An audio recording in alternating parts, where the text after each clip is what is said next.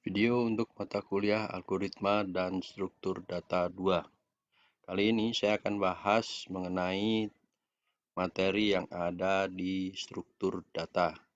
Yang pertama adalah akan saya bahas yaitu mengenai stack atau tumpukan.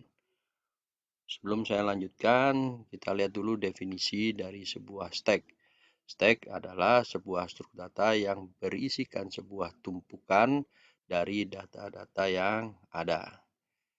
Jadi, sebuah stack di sini adalah melakukan pengolahan terhadap data secara menumpuk. Sifat dari stack adalah last in, first out. Jadi yang terakhir masuk, maka data yang terakhir itu jika dihapus atau dikeluarkan, maka yang terakhir itu yang harus dikeluarkan. Ada beberapa operasi di dalam stack. Ada is full, berarti dia sudah pada puncaknya, atau dari deretan data itu habis. Is empty berarti data itu kosong. Push itu penambahan tumpukan. Pop itu adalah mengambil data atau menghapus data. Clear itu adalah mengosongkan stack tumpukan. Yang terakhir adalah mencetak stack, yaitu print. Penggunaan stack di dalam data banyak sekali. Yang pertama adalah history dari web browser. Jadi kalau Anda buka web browser, maka yang terakhir itu akan tercetak di atas. Ada lagi undo log, ya, di dalam Office kalau kita log, maka kita pakai undo, maka data terakhir yang akan dihilangkan atau diproses kembali. Kemudian adalah permohonan bersarang, ada loop, recursive, function, dan lain sebagainya. Kemudian ada lagi yang menggunakan adalah artificial intelligence, mengenai robotik, itu juga menggunakan stack. Kalau saya kasih ilustrasi dalam sebuah tumpukan, ini ada beberapa box ditumpukan, maka A, B, C, D, E ini adalah sebuah tumpukan. Tetapi apabila kita ingin menghapus atau mengeluarkan sebuah tumpukan, maka tumpukan D terlebih dahulu yang akan dihilangkan, baru kita bisa menghilangkan yang tumpukan atau box yang C.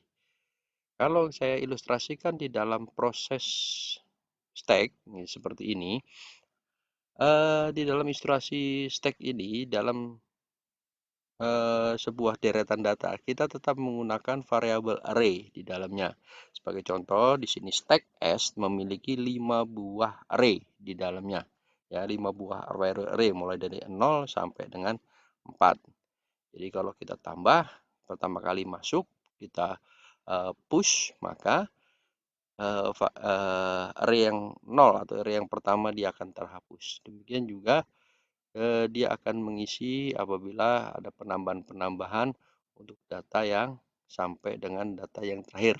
Apabila data terakhir dia sudah terisi, ini yang dikatakan sebagai is full, ya. Itu untuk push. Untuk pop, begitu kita akan menghapus, ya, kita menghapus, maka mulai dari deret yang paling atas dulu akan dikeluarkan.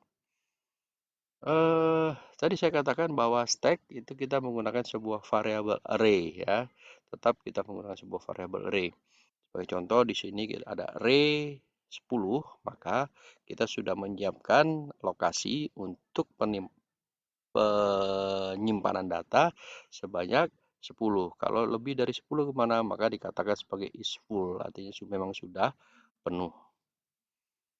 Operasi push yang ada di dalam stack, ya, operasi push tadi sudah dikatakan di depan adalah kita memasukkan data di dalamnya. Contohnya ini ada sebuah variabel 5, maka begitu dinyatakan posisi kosong, top itu posisi tertinggi adalah kosong. Apabila terjadi penambahan, ya topnya menjadi 1. Terus dia akan menambah terus, menyiapkan datanya sampai dengan data yang paling atas sudah penuh. Berarti dia sudah is full. Itu dikatakan sebagai push. Bagaimana kan pop? Pop itu berarti kita akan mengurangi datanya, ya. Contohnya yang tadi, topnya adalah 5. Begitu kita kasih push, maka data yang kelima dia akan terhapus. Demikian sampai dengan data itu clear atau topnya menjadi 0. Ini tadi saya katakan is full apabila datanya sudah penuh, ya. Ini contoh data is full, dari datanya dari array, variabel array dari array, katakan array 10, data ke 10 sudah penuh, maka dikatakan dia adalah is full. Bagaimana ilustrasi atau implementasi secara matematis di dalam fungsi stack? Ya, saya kasih contoh di sini ada beberapa tabel. S di sini adalah stack. Saya gunakan variabel dari 0 sampai 9, berarti array-nya adalah 10. Kemudian saya di depan ada instruksi, kemudian ada value nilai yang akan dimasukkan. Apabila saya kasih nilai perintah push, value-nya 3, maka akan masuk ke array ke 0 atau array yang pertama. Kasih push lagi 5, akan masuk ke depannya. Setelah 3 di 5. Kemudian saya kasih push lagi 4, maka 3, 4, 5, 4. Lagi push 7, 5, 4, 7. Push 2, 5, 4, 7, 2. Begitu saya kasih pop. Kalau pop tidak perlu kita menghilangkan, karena yang dihilangkan adalah yang paling belakang, maka ini akan muncul. Kita kasih perintah lagi pop, maka yang 7 hilang. Kita kasih perintah pop lagi, maka yang 4 ini hilang. Berarti deret pada posisi ini adalah tinggal 3 dan 5. Kita kasih push 9, maka akan menambah di belakangnya push 6, karena belakangnya push 1 juga akan nambah belakangnya. Kita kasih pop, maka yang satunya hilang, kemudian pushnya dia akan hilang. Ini adalah implementasi tata cara penggambaran di dalam proses push and pop. Untuk selanjutnya, saya akan demokan dengan menggunakan sebuah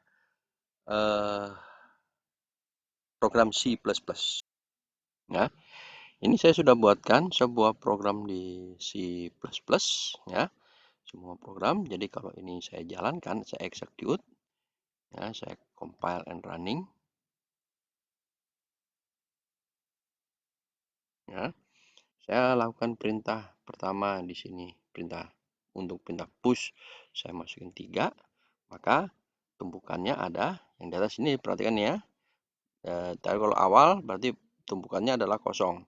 Begitu saya masukkan data 3, maka dia akan menjadi deret 3 yang pertama.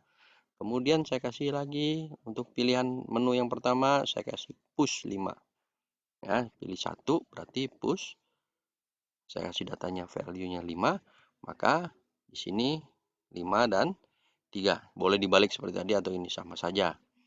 Ya. Kemudian saya kasih push lagi. Intinya saya kasih 7 gitu ya. Maka di sini 5 7 5 3. Kalau saya kasih 2, dia adalah perintahnya pop, maka yang mana yang hilang? Yang hilang adalah yang 7. Ya. Kalau saya kasih push lagi perintahnya, katakan saya kasih datanya 9, maka di sini adalah tinggal 9 5 3. Demikian saya kasih pop lagi, maka yang hilang yang mana? 9 5 3. Yang hilang adalah 9-nya, karena yang terakhir masuk. Ya, saya kasih push lagi 5, saya kasih push lagi 2. Ya, dia selalu akan nambah di paling depan ya, paling akhir ya. Kalau saya kasih pop, menunya saya pilih pop, maka yang 2 hilang. Saya kasih pilih lagi menu pop, maka 5 lagi yang hilang, tinggal ini. Dan selanjutnya ini adalah sebuah perintah, saya kasih contoh aplikasi stack di dalam C++.